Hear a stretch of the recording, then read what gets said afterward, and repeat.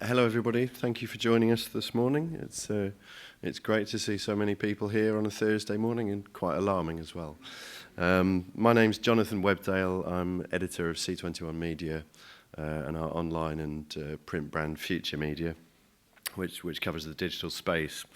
And as everybody in this business knows, digital rights is one of the most complex areas of the business, so we're going to take a look at the current landscape today and try to get a sense of whether the opportunities that lie out there are going to be or are being fully exploited. The title of the session is Content Everywhere, and that's the paradox of the internet really. It offers the opportunity to put content everywhere, but at the same time it undermines to some extent the existing rights framework on which the TV business has been based for so long.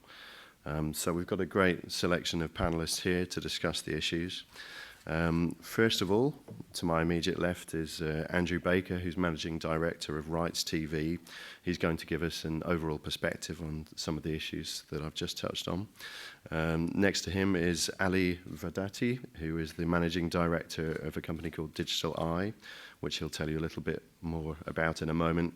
And he's going to offer us some exclusive insights into some of the research that his company's done and some very interesting case studies as well about the actual windowing strategies around particular programs.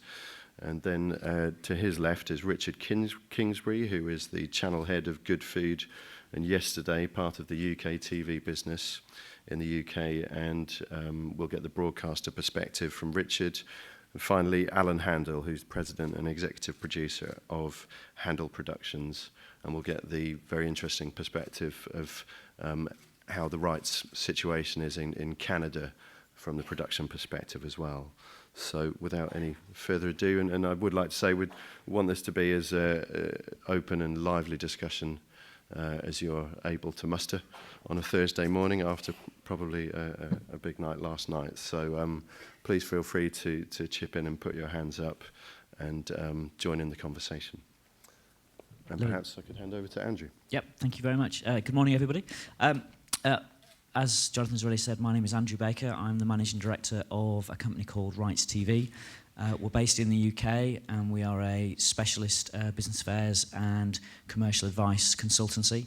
We advise a wide range of independent producers, and we essentially work with them to maximise the value of their rights, hence the name of the company. Our perspective really is about acting for people such as yourselves, working with broadcasters, distributors and online distributors to really try and make sure that you're maximising the value of your assets and that you're generating as much revenue as possible. So on that basis, I'm talking today really about from a perspective of how you as a producer can really try and monetize the content that you have, and how you can try and maximise the opportunities that you have available to you, or perhaps that you don't have available to you, depending on where you are and what the terms are that you manage to negotiate with your broadcasters and your financiers. And that is a particular area that I'd be very interested to talk to people about. And if you'd like to, it'd be great to hear from you at the end of this session when we have some questions and answers about the problems and the issues that you've experienced in your own territories, perhaps the deals that you do with your own broadcasters. I think it'd be very interesting to hear from as many people as possible really about the position across the world and what everybody else is experiencing, because the issues are all the same, and it's about trying to find a way of working through for everybody. So specifically in relation to the UK, we now have a huge range of platforms for content. Even from 12 months ago, new content, new platforms. The iPad has been launched. Online is now a much bigger proportion of people's viewing habits than it ever has been, and it's looking likely that's going to continue. People are going to start watching more and more television online. Television is now getting connected to the internet, and we're having connected TVs, and so the issue of where your rights are, where your content is, has never been as important as it is now, and actually that will continue to be a really big issue for all of us in the years ahead. So in the UK, the traditional model is that you have the terrestrial broadcasters, BBC One, ITV, Channel 4, Channel 5, and then you have secondary UK broadcasters, the cable and satellite broadcasters. And typically, content will appear first on terrestrial channels. They have the budgets, they commission large volumes of programming, and it will go out on a particular slot. You have no real control over that. The audience is stuck with the schedule. The show appears on air, and then it may be repeated at a later date, or it may go straight on to the proprietary online platform of that particular broadcaster. And in the UK, we have commercial arrangements, which mean that that is limited to a very specific period of time, either 7 days in the case of BBC or 30 days for these free catch-up rights. And then after that period, content could appear on the secondary channels, usually after a holdback of some kind, and Richard will talk a bit more about the impact of that. And then even more rarely, we have producers who are then able to put their content online. But this is very much dominated by the big broadcasters. Until this point, the value has all been in that first window. If you want a program commissioned and financed, everything is about the broadcaster. Online, other platforms are all very, very much secondary. And they just haven't, in the past, been able to generate enough revenue that it means it's worth producers going directly to those particular platforms. But this is all changing. For a decade and more, the way broadcasters deal with content has remained pretty much static. They're still very focused on their primary window, but actually it's ignoring the way that the audience changes. There's been some research recently that says only about 2% of total viewing in the UK is online, but when you start breaking down the demographics, for 18 to 24-year-olds, that leaps to about 16%, and for students, that's 50%. So 50% of the student audience watch exclusively online content. But actually those percentages mask the numbers involved. For example, Hulu in the US in June had over 24 million viewers. As a percentage of the total audience, that might not be much, but in real terms, that's a lot of people watching your content online.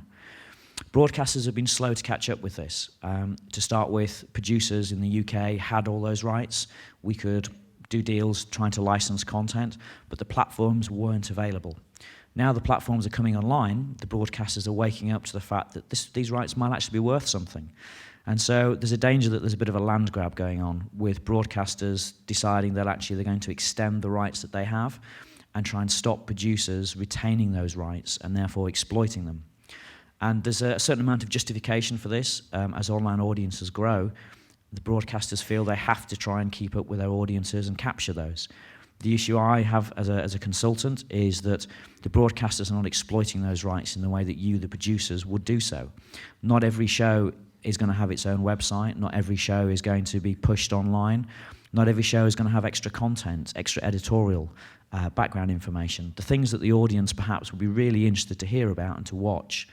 But as producers, if you had those rights, you're the ones with the passion, with the drive and the enthusiasm to actually push your programs and make the most of those. And my concern generally is that broadcasters are taking rights and actually sitting on them. They don't have the time, the money and the resources to exploit them. And it makes a lot more sense for you, the producer, to be doing that and pay a revenue share. And that's one of the things that I think it would be interesting to hear from the audience at a later time, really about the experiences you've had internationally in exactly that situation. You know, if your program's just sat there or they're actually able to go online somewhere else and have a life. The other issue that I wanted to raise is that if you have content online, you're satisfying a need of your audience. If you don't put it online yourself, it will find its way on there mysteriously. Suddenly your program will be on YouTube. It will be passed around on file sharing, and people will find your content if they really want to see it. And this is a really wasted opportunity for broadcasters and producers alike. If you're not controlling where your content goes, then somebody else will just put it up there when and how they want. And if you don't control it, you therefore can't monetize it. And as producers working on shows, trying to raise finance, trying to generate revenue so that you can do more shows, capturing that audience is of primary importance. You really need to be making sure that that audience is directed and controlled in a way that actually works with what they want to do, but allows you and the broadcaster to take maximum advantage. Just as a for instance, Seesaw in the UK, I was on a panel with them recently, and they were saying that for their top programmes, they were now generating over £100,000 sterling in revenue for the producers. However, if that content was actually on lots of other platforms, if it was on YouTube, if it was available free on the broadcaster's site at the time they were trying to promote it, then obviously the revenue that they can generate is going to be significantly less. And so one of the interesting things about the online sphere and about rights and content is that in the same way that historically producers and broadcasters and distributors have worked to window their content in very specific ways, going from theatrical to perhaps pay TV, then perhaps free TV, and then down onto DVD, and then catch up online. In the same way that that maximizes the returns and actually hits different parts of your audience, I think rapidly now, broadcasters and producers need to think about online as part of that mix. You know, there's no reason why now broadcasters, if they're going to have a great new series, can't trail the series online first and make it available for a fee before it's broadcast. The audience will be relatively small, but actually they will be happy to pay for a show that they feel has value because they're seeing it before everybody else. This will generate publicity, Twitter, Facebook fan sites, people will be interested, they'll be talking about the show, which means when the broadcast actually comes as its primary transmission, there's already an awareness of the show in the media and in the audience. Broadcasters can therefore maximize their audience. And then after that, they can look at where they want to direct the rest of the audience. Perhaps the first episode is on a particular evening, and if you want to see the next episode immediately, you can go online and pay for it. Or maybe they'll direct you to another channel where you can watch it before next week. It's really about thinking about how your audience wants to consume that product and making sure you're making it available to them. If you do so, you'll be rewarded both financially and in terms of generating a genuine audience following, which means that actually the audience comes with you on your journey, they enjoy your program, and they consume it in the way that's most convenient to them. I think the dilemma we have at the moment is that we're not catering to the audience. We're not addressing their needs, and if we do that, we're not serving them the way we should, both as producers and as broadcasters, and we're not giving justice to our programs. I think the task for all of us is to work out where the audience is going to be and where they want to consume things and how they want to consume it. If I want to watch it on my iPad, on my mobile phone, at 4 a.m. on a Sunday morning, you know, I should be able to do so. I might have to pay for the privilege of doing that, but that's the choice I make. And I think as broadcasters and producers, we need to make it available to the audience, and that means that the return for us is maximised. Thank you. Great, thank you very much, Andrew. Thank you very much. It's just an opportunity, but if anybody has any particular comments at this stage, perhaps they might put their hands up. Please feel free. At the front here. Have we got microphones?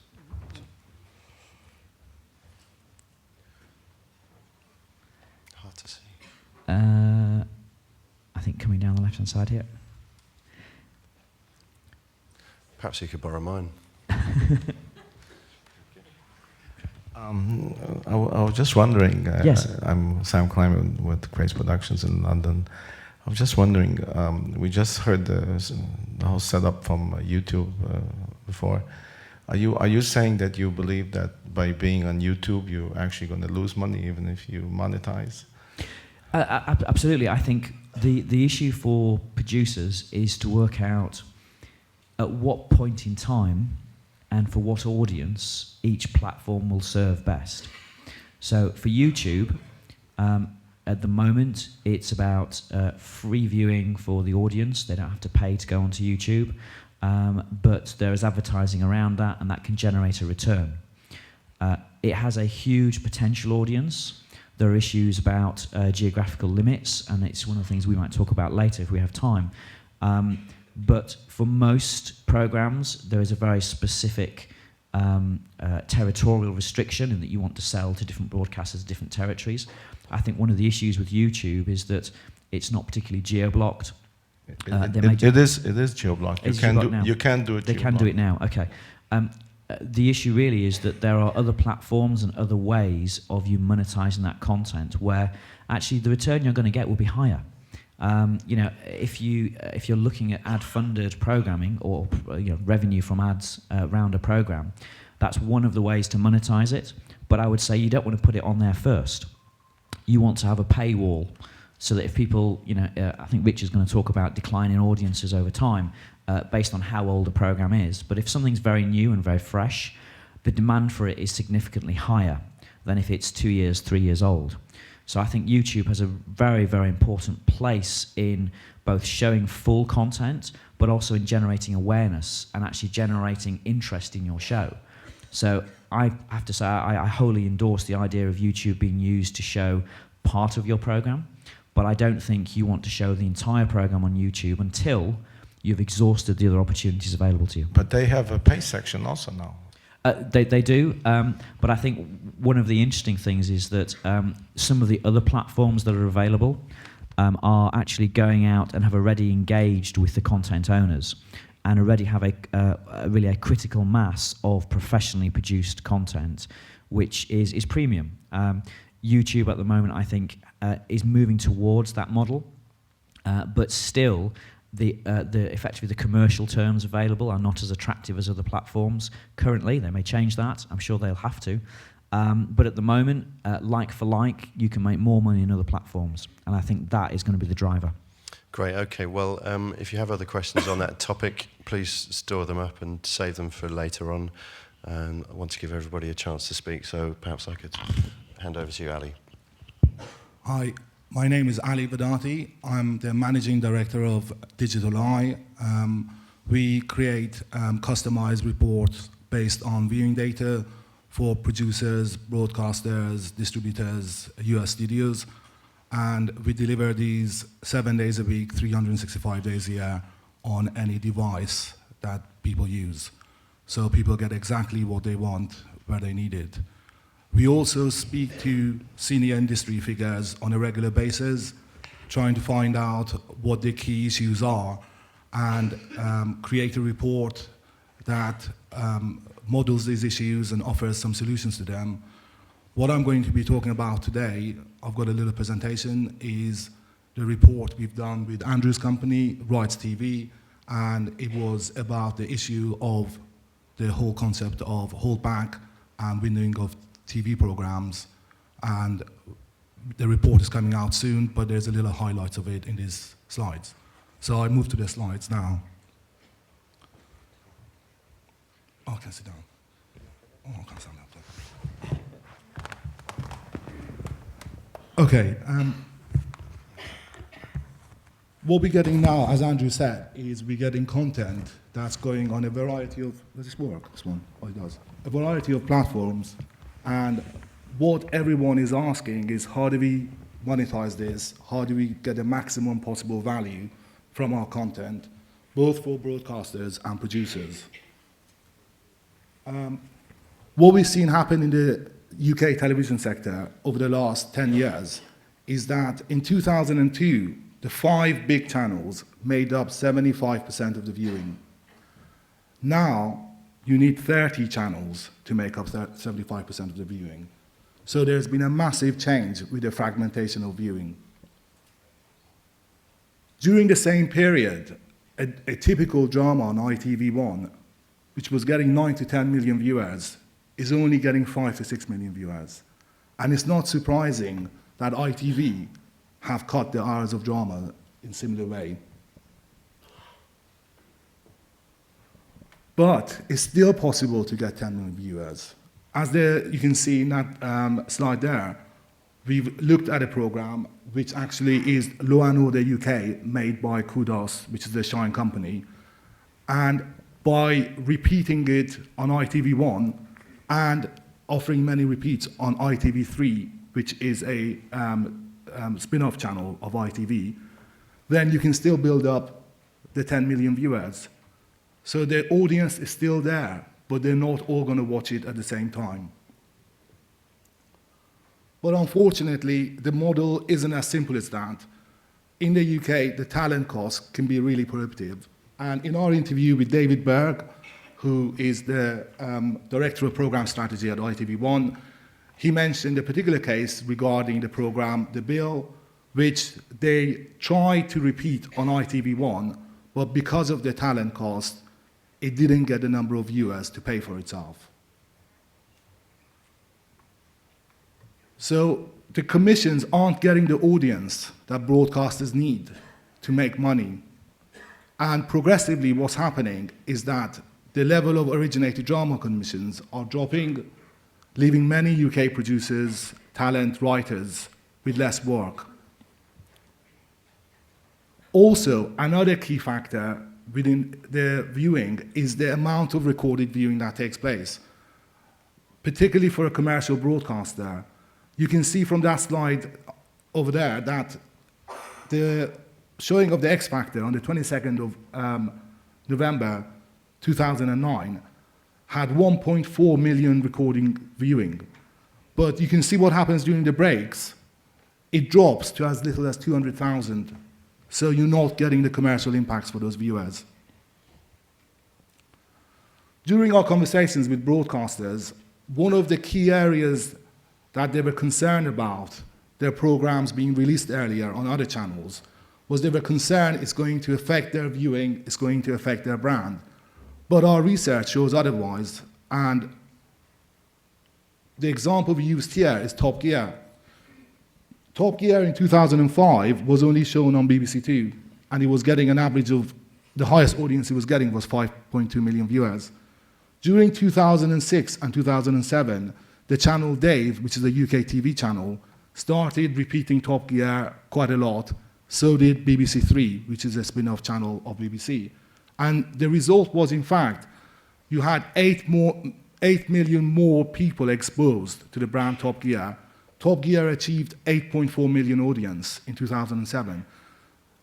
So, and it's still growing. So what we found, actually, was it was the opposite. Repeating it on more channels increased the brand awareness and brought more viewers, not only to the first showings, but the repeats as well. The producers we spoke to, they were saying that it's not a zero-sum game. The broadcasters don't have to lose for the producers to win. If we get this right, everyone can be winners.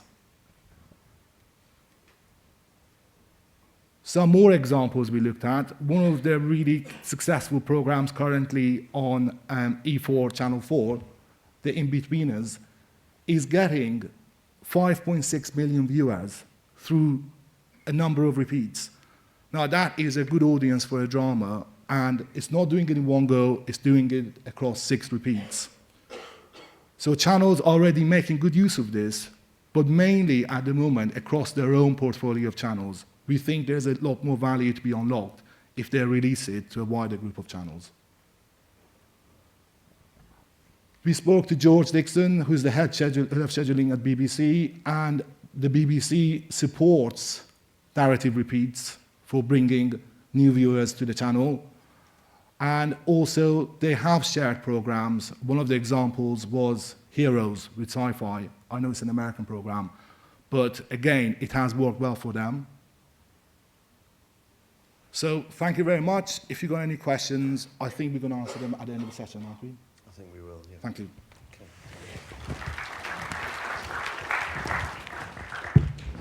My name's Richard. Oh, hello. That's all right. Hello. My name's Richard Kingsbury. I know absolutely nothing about digital rights, so I'd like to get that out. I'd like to talk about the opportunity that I still think is to unlock further value in good old-fashioned linear TV. I work for UKTV, which was originally set up to commercialise the BBC archive. And to that end, and I actually am the channel head for Good Food, which I hope is self-explanatory, and Yesterday, which is about great stories from the past, so it's a mixture of historical documentary and drama. And in order to monetize the BBC archive, it's a joint venture, we've developed 10 thematic channels which I'll introduce to you now. We have a little DVD, a bit of TV for you to wake you up.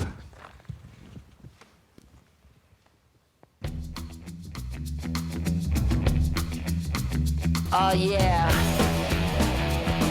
Amy Winehouse is so full of drugs, the only way she could visit her husband in prison was to be smuggled up someone else's arse. Where for London? Gavin, you are just filming me from here up. Action! Surfing on a smorgasbord of succulents. If you're watching this on Dave, we'll see you in a minute. Will you stop talking about the war? Me? You started it? We did not start it. Yes, you did. You invaded Poland. Yeah. Well, the laugh was based on Connie's laugh. Put something funny on. Phenomenal squeaks. Am I pleased to see you, or did I just put a canoe in my pocket?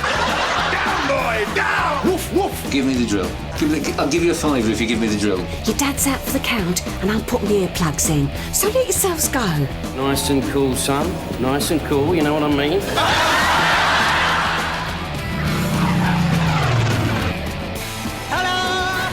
What do kids know? The show that rummages around in kids' brains and tries to make sense of what it finds. It might be a dinosaur. Don't move. The new game show with a twist. Scream if you know the answer.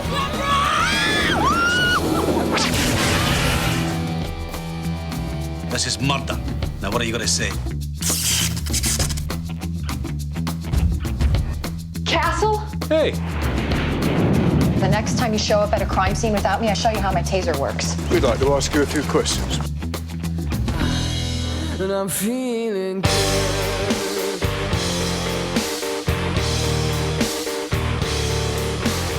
I think that was pretty clear.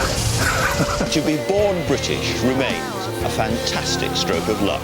Come with me if you want adventure. The islands were, to all intents and purposes, defenceless. How did housewives on the home front feed the nation? And I'm feeling good. Hey! I guess it's showtime. Oh my God! Hey! They made a stadium that looks like my cake. Delicious. Oh, mama. There is no turning back. Great food, great drinks, and great company. I'm Rachel Zoe, and I'm a stylist. Oh, breath milk. That is now. That is now full. Extreme Makeover Home Edition is back. You always look scruffy. What a building program. It is just gorgeous. Let's make it happen! Really has fun. Beautiful. Love the way that you move. Just love the way that you move. Wow. Thank you. So basically, there's too much good television to watch, and I think that's the reason why networks like UKTV are successful. And building on the Top Gear example that Ali shared with us, we've done some similar sort of research, and in 2008 there were 7.5 million viewers who watched one episode of Top Gear, but there were 49 episodes of Top Gear, and only 40,000 people watched all 49. Even if you look at how many people watched 6 episodes, there were less than 2 million. So basically, these aren't repeats. If you haven't seen it before, it's a premiere. I don't believe people watch programs again and again, maybe with some kind of classic comedies. But there's, as I said, there's so much great content to view, and people don't necessarily have the time to view it all. And that's really where kind of networks like UKTV are able to repeat things quite intensively to provide extra opportunities to see. The research, however, I think there is value that's being missed. The research that we did also showed that the longer the gap between the premiere on the sort of the commissioning channel and the appearance on a secondary channel, the actual audiences decline, and there's a linear relationship between those two. Every 6 months that goes on, the audience that you're going to get goes down. So as a producer, I think you need to be very aware of that, because the value in the secondary market is going down all the time. And that is especially true of entertainment content. Maybe it's about the currency, that value is diminishing. Factor and lifestyle, less so. we identified 4 key phases in the life cycle of a program. So you have the premiere, which is obviously the biggest single audience opportunity in terms of an audience at one time. Then you have the catch-up opportunity, which is probably a month after the premiere. And that, in the UK, for example, services like 4OD and iPlayer, online services, can meet that need. Also, you have the narrative repeats on the digital extensions or on the main channel. But obviously, the big channels, they move on to the next thing. They haven't necessarily got the shelf space to keep on repeating stuff until everybody who wants to see it sees it. And then you have the repeat cycle. So in the UK, there are different kind of sort of holdback periods, which is a delay between the secondary market getting that content. So for us, for BBC content, it's normally 6 months. It can be longer. Once you then enter a repeat cycle, and the behaviour in the repeat cycle, we have to sort of judge what kind of content is going to repeat best. And I think the sort of things that repeat well, people are often unaware of what channel they're watching. So if you have a show that requires people to come back the following night or the following week, that's not good news as far as the secondary channel is concerned. So you ideally want to give people a great television experience in one hit. It doesn't matter if it's an hour, 2 hours, but they want to know that by the time they go to bed, the story's finished.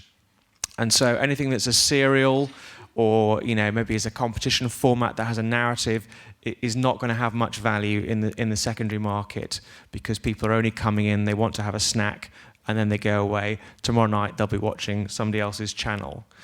The other thing which is not good in the secondary market is anything that's kind of been commissioned on the basis of topicality. So if it's the Queen's 60th birthday, or the Olympics, or the Terracotta Warriors at the British Museum, if it's a commission that's been sort of prompted by that, you've got to ask yourself the question: will people be interested in this subject matter in 5 years' time? That's the kind of programming that will have value. So people are always interested in the great historical events. They're always interested in baking cakes, growing their own food. It's thinking about it from that perspective, and that will then have a life. And as a broadcaster, that's what I'm thinking about in selecting programs. Once you're into the repeat cycle, there are just a few titles that become all-time classics. Have got such brand value, are so fondly regarded, so well made that they kind of they end up being classics, and you can play them ad infinitum. The amount of degradation of an audience within the repeat cycle is surprisingly shallow. You get quite consistent kind of audiences. Within the repeat cycle, factual programming will tend to degrade slightly faster than factual and lifestyle. Maybe because you can watch a much-loved comedy more than once, but once you've learned something about a subject, then perhaps you think, well, I've learned that, I don't need to see that again. So I think there is still a huge amount of value. The digital opportunity is there. I think uniquely at UKTV, maybe there's case elsewhere. I'm also responsible for the web performance of my channels. So the web producer sits next to me, has a dotted line responsibility to me. I'm thinking about how my content can move onto online.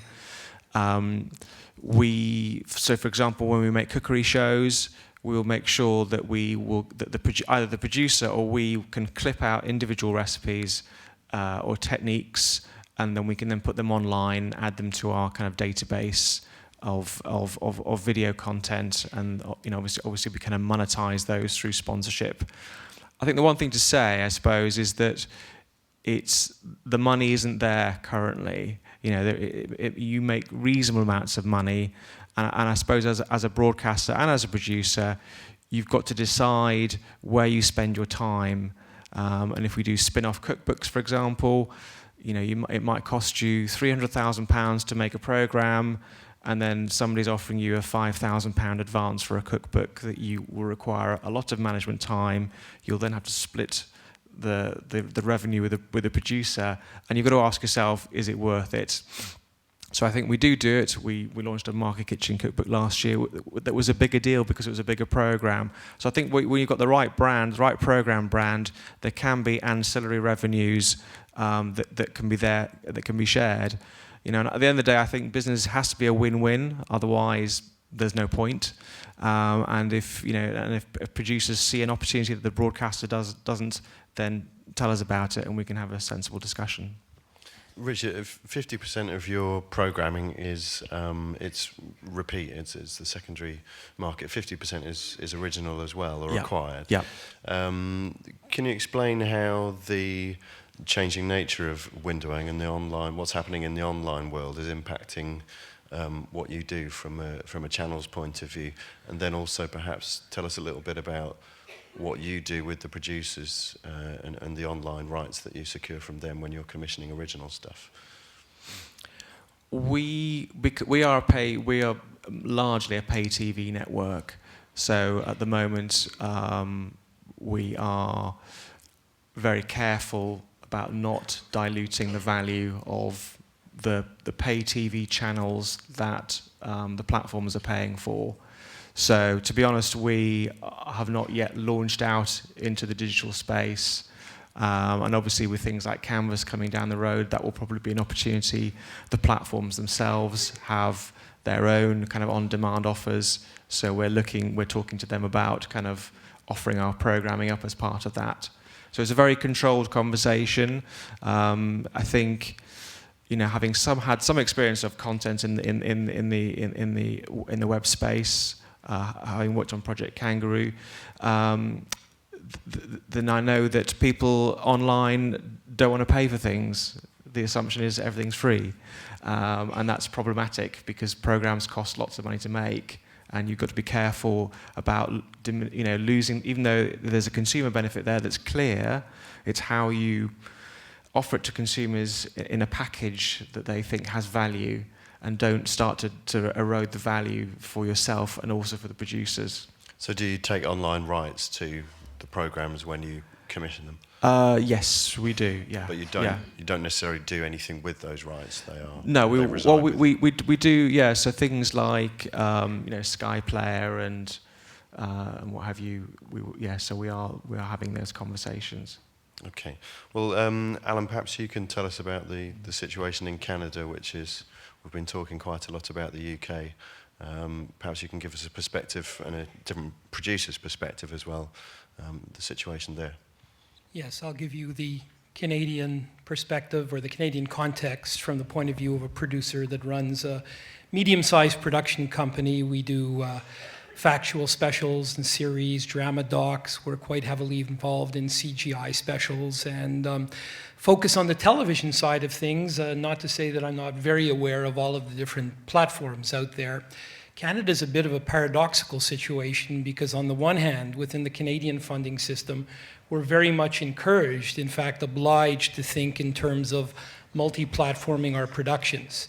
The Canadian Television Fund, which is an important instrument in putting together the funding to make programs, has been, the name has been changed to the Canadian Media Fund, and there's now an obligation on the part of every producer and broadcaster, for that matter, to have a multi-platform component to a television production. That said, it's not moving in that direction quickly. Let me tell you an anecdote just to help understand the context in the Canadian situation. Canada, as you probably know, hosted the Winter Olympics last year in British Columbia, in Vancouver, and Whistler.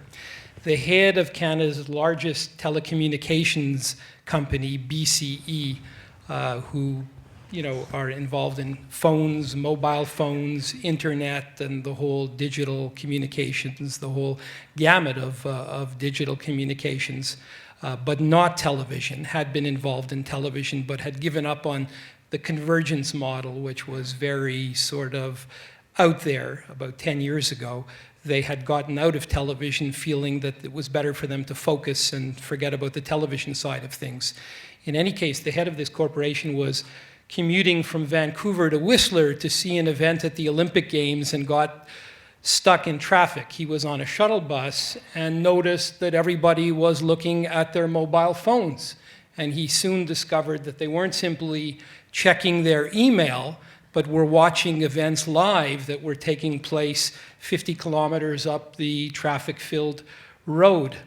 That was an aha moment for this individual, and within a matter of months, they had put together a bid for Canada's most successful and largest group of television stations of $1.2 billion,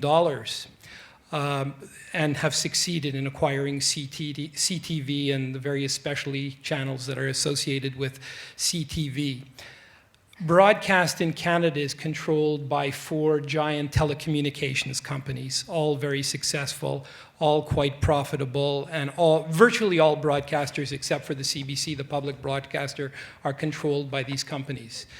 So there is a belief in convergence. There is a belief in multi-platforming and digital communications. I wish I understood more about, the insight that these giant corporations have into how this value will be exploited, but having paid $1.2 billion for CTV, one assumes that there is some insight there. Let me cut to the here and now, and I've brought with me a license. Hope I'm not going too far in telling tales out of school, but it's really to illustrate the point that I have a license, or the company does, for a factual special that we produced, which is a very valuable television license. In fact, the license is valued at $700,000 for the television rights alone. All other rights, ancillary rights, are valued at $900. And that's after a negotiation where we managed to get them up from $600, a 50% increase, but all the same, way below the television value. All leverage in Canada at the moment is with the broadcasters and their parent companies. There's not a terms of trade in Canada which helps to regulate and balance the situation as there is in the UK and perhaps other companies. And so it puts producers in the very difficult position where, having removed the financial incentive to exploit these rights, there's not the same focus and the same passion and the same creativity that there ought to be, because it is an exciting time. I mean, television at the end of the day is a passion business, and we all want our programs seen in as many ways and in as many places as possible. There are ongoing negotiations to sort of come to a more reasonable accommodation, a more reasonable balance of power. It's far from clear how that's going to turn out. I mean, I've always believed that one of the challenges in television is for the big and powerful companies that, control the industry to have the foresight to allow television producers and production companies to thrive rather than just survive. And I think that's very much to the point in terms of this particular issue. That said, there's a positive side to the story. I don't want to paint only a picture of doom and gloom, because it's not only that. I mean, at this very MIPCOM, I spoke to a broadcaster who put on the table the possibility of producing a series that would not be primarily broadcast-oriented, but would be for the internet and the other forms of digital distribution, which was kind of an exciting prospect. I think that digital and the internet is a fantastic entry point for young filmmakers and people with creative vision that are not able to get on conventional television, and it's kind of been called a democratization of the storytelling process, in a certain sense, and I believe that's real and that's true, and I've seen examples of young filmmakers who have done things on the internet that are so good that they get picked up by television and sort of build their careers and help their programming ideas move forward in that sense. So it's a bit of a paradoxical situation in Canada, but I think I think that what it needs is a balance between, the big companies that have their business and financial and economic models, and a balance which permits us, the producers that make the programs, to be incentivized and have a fair share of those rights, so that we are genuinely excited, as we are inclined to be, about the opportunities to show our programming in as many places as possible. So I'll finish for now on that note. I mean, is the general point that the internet is exerting pressure on the existing windowing framework, and yet that is where all the value lies, and once you start opening up, you know, actual internet distribution doesn't in itself at this particular point in time offer the kind of revenue potential that you can see in the existing framework? Well, I think the revenue potential is there. Honestly, I'm not sure that I understand it fully, and I'm not sure, while, you know, there is the sense that these giant telecommunications corporations are putting vast amounts of money into gaining control of television to combine it with their other platforms, telephones, internet, so on and so forth. So they must have some sense that there is tremendous value there, because they've paid very serious, you know, amounts of money to purchase, most recently, CTV and its related properties. Shaw, one of the other telecommunications giants in Canada, has just acquired the Cam West specialty channels, very successful television properties. So they have some sense in a business model that I don't fully understand. As I say, they believe that convergence is here and now. I'm quite sure that they're serious about exploiting it.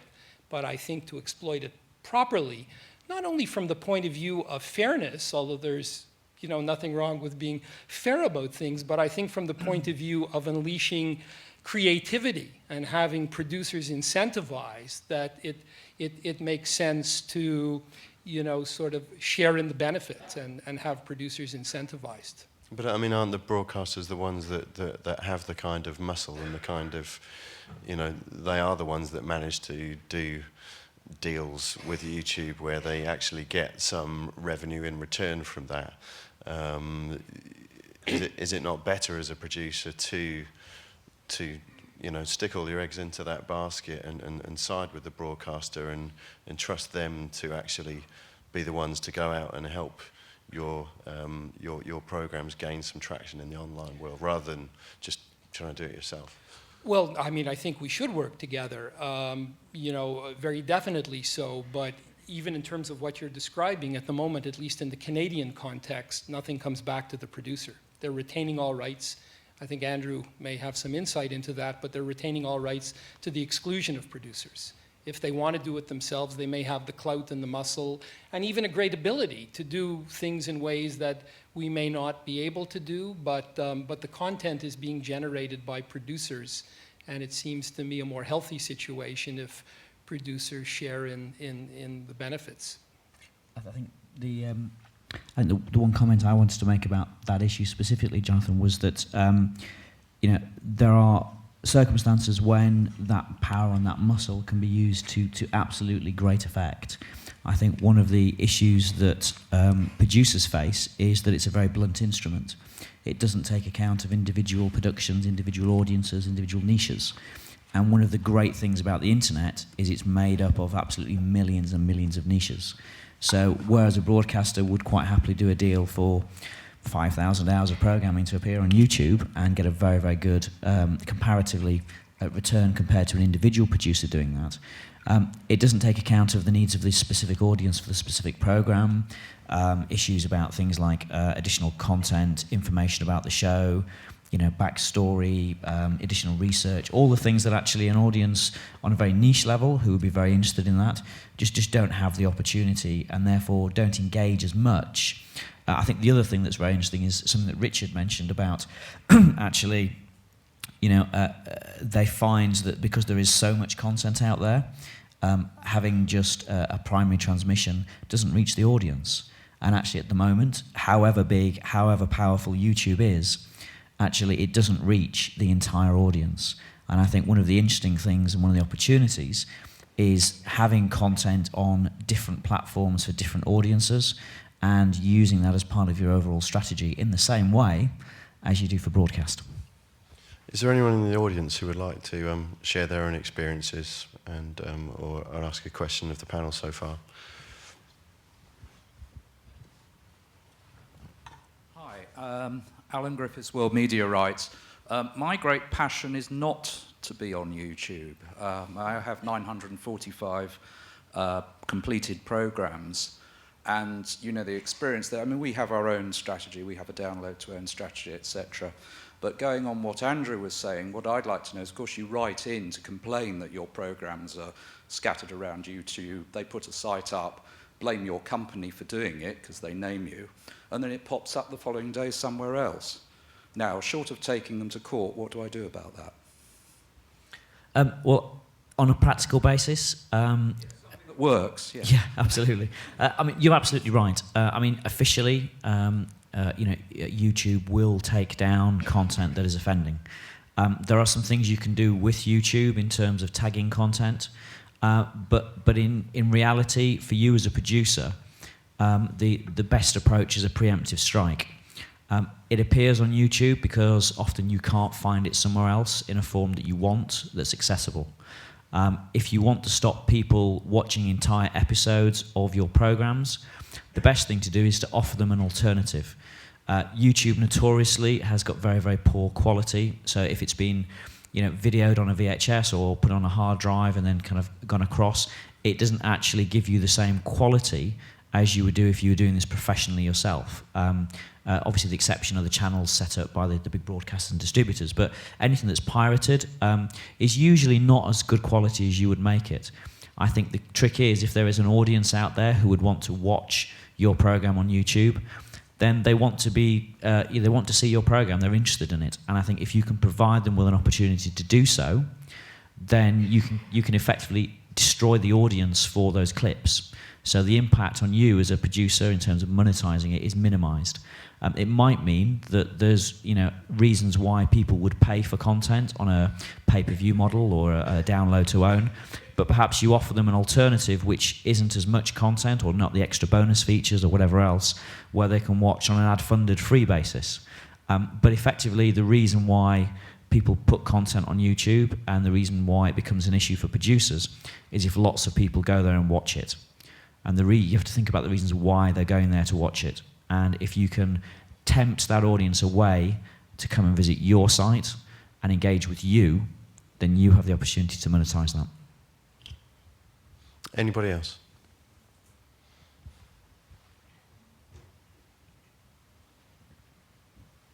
Well, hi, I'm Gabriel from UKTV. I remember when we downloaded free music from Napster, and we had Madonna, U2, and Michael Jackson against this. And now we can actually download free music from their website. And I also have this Steve Jobs interview in which he states that content should be charged in any kind of device or application. So my question is, for how long, if you can measure this, for how long do you think we will be calling all this question a dilemma? So I just didn't catch the last little bit there. How long do we... For how much time do you think we will be calling this kind of concernment a dilemma? A dilemma. I think there will always be a dilemma because there is always an inherent conflict between broadcasters, producers and the audience. I think that as broadcasters, people are very concerned to make sure that their own particular channel, be that an online channel or a terrestrial channel or digital or whatever else, maximizes the return that it gets on its investment. Broadcasters are in business. It's about making money from an audience and from a product which you as producers are providing. I think there's always going to be a conflict because the audience will always ideally want to consume for free. I think that's something that kind of is slowly changing, but I think the majority of the audience out there wants content for no immediate cost. And I think as long as there are different platforms and there are different revenue opportunities, and as long as effectively people are able to post content themselves outside of your control, there's always going to be an issue because it costs money for you to create this content. If content is always free, how do you make great new content? And that's always the dilemma. There has to be some way of you getting rewarded for your effort and your time and your skill and your knowledge that allows you to go on making great programs. And at the moment, the dilemma is always going to be, how do you reconcile the desire for free content with the desire for good content? I'm just wondering what the solution is. Because on the one hand, you seem to be saying that I'm sure YouTube would have a different view on this. They're working very hard to try to deliver revenues to content owners. But if you're saying you can't make money there, and you're saying that the broadcasters are also taking online rights, but they're not really, exploiting them or making use of them, what's the solution? I mean, those aren't obviously the only two options that are out there. What lies beyond? Well, I think the interesting thing is that proportionately, there are very, very few programs that you would honestly say are funded via the internet. Television programs are by definition for a mass market, and they cost a certain amount of money to make, and the more quality you put in, the more cost you incur. So at the moment, the online sphere is very much about additional revenues. It's not about creating content in itself. I think that the issue really for everyone is, how is that going to change?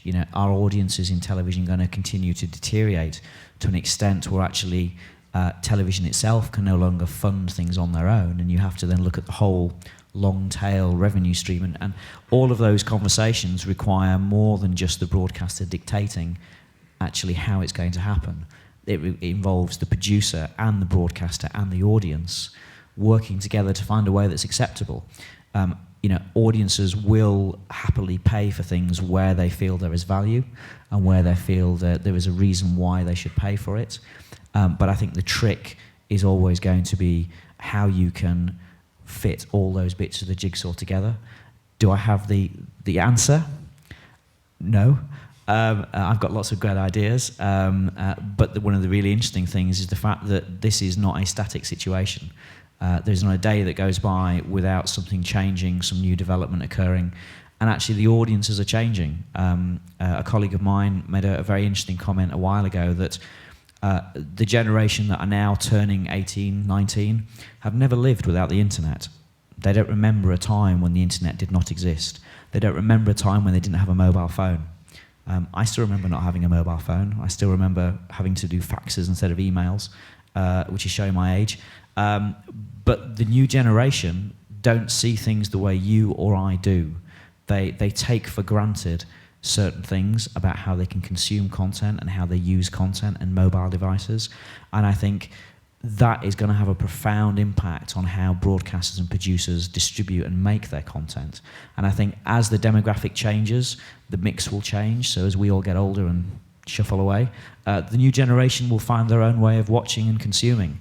And I think the challenge for all of us is to work with that audience and engage with it and find that way that works. Sure, but from a practical perspective right now, one of the questions that we're looking at in this session is, how to deliver the actual revenue, which is the question that people are always asking. Is it Apple? Is it Apple TV, which is now coming onto the market?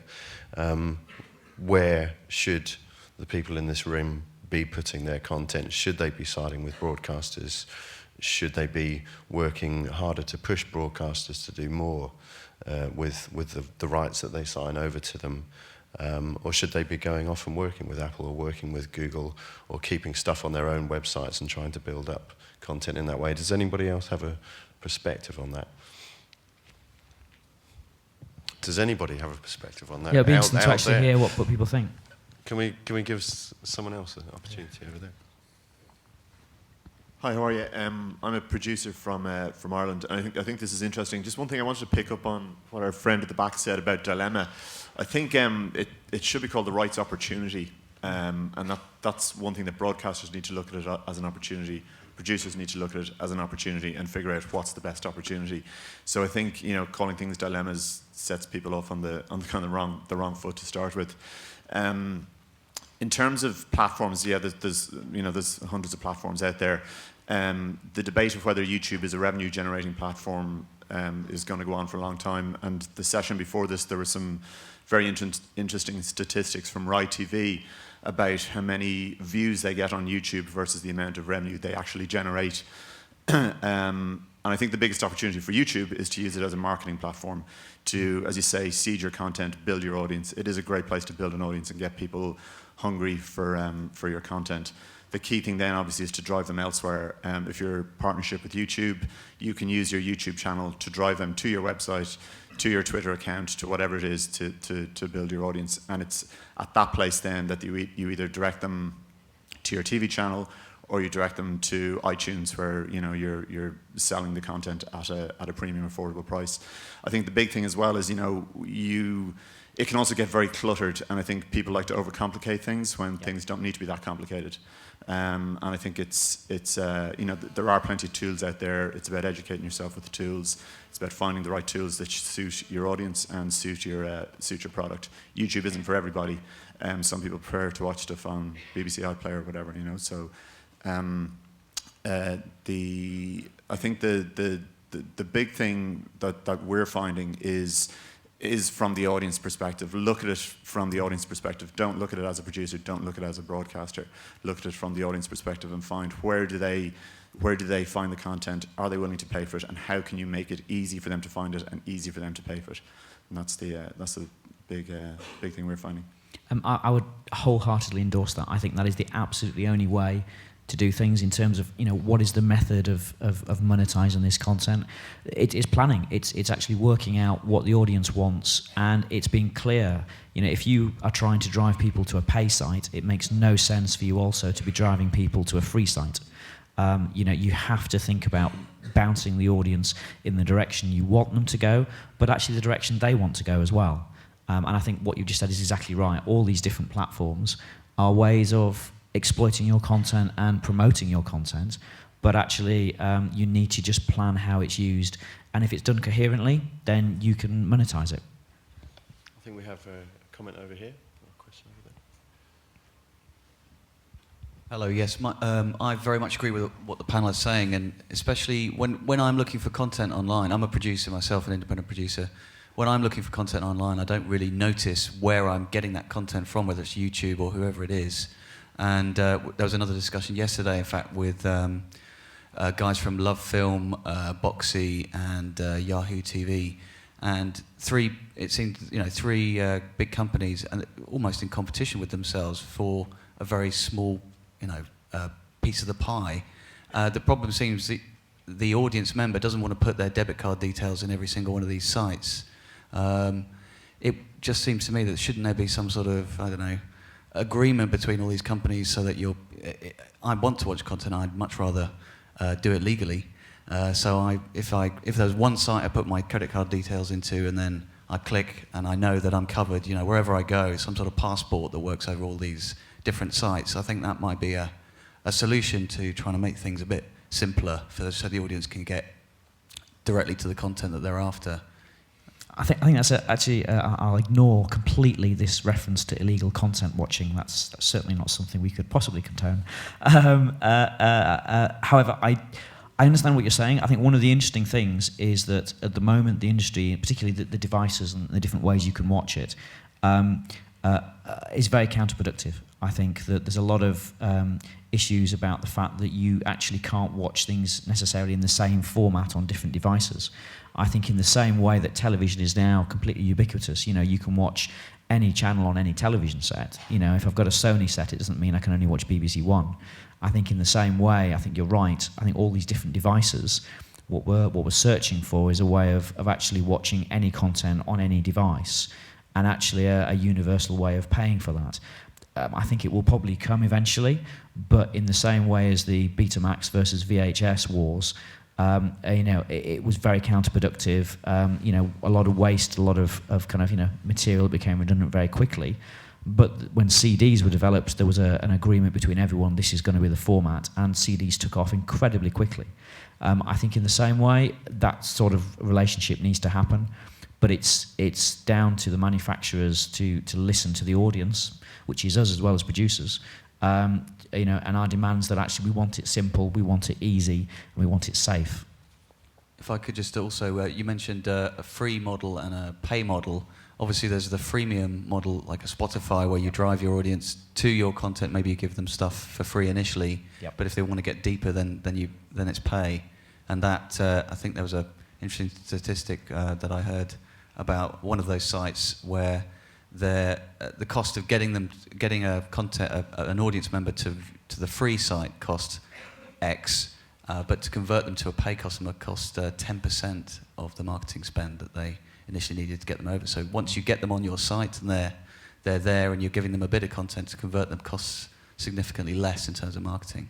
It is, and actually one of the interesting things that the comment was made there about Facebook and Twitter, we've not really talked about this because it's not quite the kind of topic, but actually it's about having a coherent online strategy, because a Facebook site is effectively free. If people are passionate about your content, they will set up their own Facebook sites. People really want to talk about content. There was a statistic that was saying that the biggest topic on the internet is film and television. People love to watch and to talk and to kind of get immersed in content, which is what everyone here is involved in producing. They will talk about it whether you want them to or not, but if you can help direct them to areas where they will enjoy and be enriched by the experience, yes, they might pay or they might not, but if you actually assist the audience and work with the audience, that's how you can capture them. The discussion about free and pay, I mean, it's obviously interesting from your perspective, Richard, being in the pay TV business, and this whole idea of the freemium idea of offering content, a taster of things, and then encouraging using that to bring people into the pay TV window. What's your perspective on that? And there seems to be a sort of, we were having a discussion with someone else, and they were talking about the sort of second phase of digital distribution. There was this idea, or people have been adopting a strategy of getting all of their programs up there available for free, and the argument now seems to be shifting back towards putting a lot of this stuff behind a paywall, but just leaving enough there to give the audience a taster of what they might find beyond. What's your take on that? I mean, I suppose in the linear space, we in some ways balance free and pay. So we have 2 channels in free to air, which are Dave and Yesterday, and we've been able to take advantage of the audience growth of Freeview, and we have 8 channels that are in pay, and we're very committed to kind of building those and strengthening those. I think we don't put sort of we don't kind of dilute that by putting long form content online. We are sort of exploring how that might happen we're partnering up with the platforms. I think just putting content out there willy-nilly as an individual channel or individual producer, I think is not going to get noticed. And looking at, you take a product like Sky Plus, an amazing product, and if you look at the marketing that the Sky have put into getting that to where it is, and now it's a mainstream product. They've spent millions and millions and millions of pounds with an amazing product that has finally reached a kind of a position of high penetration, and it just shows you how compelling an offer needs to be for people to actually buy hardware. And I think that's the real challenge for the likes of Apple TV, etc. Is you've got to match that. And so I think from an individual broadcaster perspective, we will team up with the big guys, the platforms, etc., in terms of how to explore these kind of models, rather than kind of going off on our own and doing our own thing. We've got about 5 minutes left. Are there any more questions? We've got one at the back there. Sorry, you've spoken already.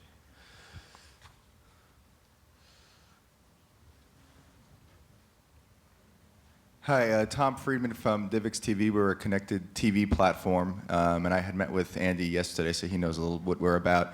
This is a little bit more of a hardcore rights question. So if someone has the right to distribute video on the internet, and now we're bringing it back to the TV screen, although it's hosted and served from the internet, it's viewed on a television screen. Do you know where the rights distinction is there? Has that been determined yet? No. From a kind of a practical perspective, what's really interesting is that contracts, as always, are struggling to keep up with the way that rights are split and split again and then split again.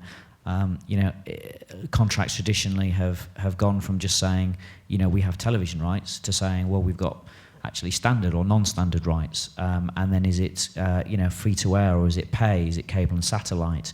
Is it video on demand, near video on demand? And I think what's going to happen is that the contracts with, for example, in Canada, the companies who have contracts that say, we have everything, whatever it is, we have it. They're the people who can very easily say, well, actually, we can slice this and we can put content on that platform with actually no problems whatsoever. For other contracts, it starts coming down to individual terms, how things are drafted, how things are actually construed. But what tends to happen is that the broadcasters are the ones with the power, because they're the ones with the money, and therefore they will always be trying to kind of work a way that allow them to do that. But from a producer's perspective, actually you might want them to do this. The platform that you were talking about, Tom, could become a great revenue earner for producers. And I think it harks back to this idea of fairness and about partnership that Alan mentioned earlier on. I think if the broadcasters are working in partnership with producers, everybody wants to work together to make this work. I think if the broadcasters were looking to keep all of the revenue for themselves, for argument's sake, then obviously negotiation is going to be a little bit more difficult.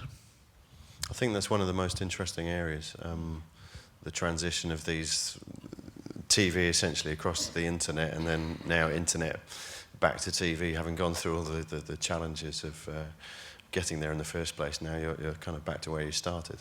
And certainly companies that I've spoken to, the companies that are providing these online video services, they don't have the rights to then put that content on television. They have to go back and have a separate negotiation. And I think the mobile area, which we haven't touched on, is another fascinating one as well. I could be wrong, and I'm sure people in the room would tell me, but some of the servers, the video services that you get on a mobile device, say on an iPhone, you only get them over the Wi-Fi. You don't get them over 3G, and I'm not sure whether that's to do whether the fact that Wi-Fi counts as internet rights and 3G counts as mobile rights. I believe it does. and as we have these new wave of tablet devices coming into the market as well, there's another whole discussion presumably there about whether those are, again, mobile or internet rights. Again, we've got a couple of minutes. I don't know if anybody wants to sort of touch on that particular area. Well, I would only sort of reiterate that in Canada, television broadcast is now owned by companies whose core business are mobile phones. So that is real, and it's happening very quickly, and will continue to evolve. It's all pretty interesting and complicated, and complicated and even made more fun by some of the underlying rights, like performance rights organizations as well, who haven't really caught up in this space. And I guess some content providers are willing to be a little bit more pioneering and hoping that that doesn't catch up with them, and others are a little more concerned, but there's really no answers, is what I'm finding with some of the people I'm working with. I mean, the recent dispute in America with the Screen Actors Guild, for example, or the Writers Guild, is all about the fact that actually there is sometimes more perceived value in some of these rights now than there is actual value, and broadcasters are thinking that online rights are part of broadcast rights, and other groups are thinking, well, online rights are actually a separate form of exploitation and we should get paid separately for them. So I think it's an area that, although I agree it's a huge opportunity, I think that there are still dilemmas and conflicts to come. But I think that there will be a phase where these intensify to a certain extent as the revenue starts to pick up from the online sphere. I think it's one of those things, the more money you're making from an area, the more concerned people are that they get a share of it. Did you have a closing remark? A lot of people are saying about their content being, I think someone over there said that being on YouTube. And I think on the positive side, as the broadcaster currently gives the majority of the money for your program to be commissioned, I think it's great evidence to take the broadcaster when you're getting every commission, a number of hits you're getting on YouTube, the amount of buzz you're getting on Facebook, Twitter, etc. So it's not all negative if you are getting a lot of hits, because what that's showing is there's a great appetite for that type of programming. And currently, as there's no model to make money online, it's great news. So I think you should be going to the broadcaster and saying, pay me more money. Look how many people are watching my program on YouTube. Great. Well, I think that's all we've got time for. I'm not sure we've provided you with any concrete answers about how to navigate this very difficult area, but hopefully shone a light on some of the issues, and I'm sure we'll be back here next time trying to work our way through this minefield. So I've got one last thing to say, which is that there's a networking lunch taking place upstairs, conference networking room. I've got level 5, to which I believe everybody's invited. So if you fancy dropping by and discussing more with the panel here and everybody else, then it'd be lovely to see you there. And if you could just join me in thanking the panel. Thank you.